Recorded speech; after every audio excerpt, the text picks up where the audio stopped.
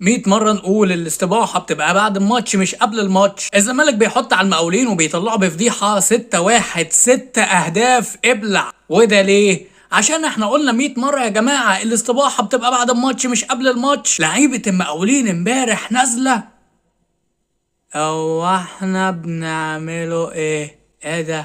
هو احنا عندنا ماتش؟ محمد شوقي غريب وابو السعود امبارح كانوا متقمصين دور اسماعيل ياسين. انت شغلتك عم مدفع ايه بولولوم، انا مش عارف انا فين ولا بعمل ايه اصلا. ابو السعود امبارح واقف،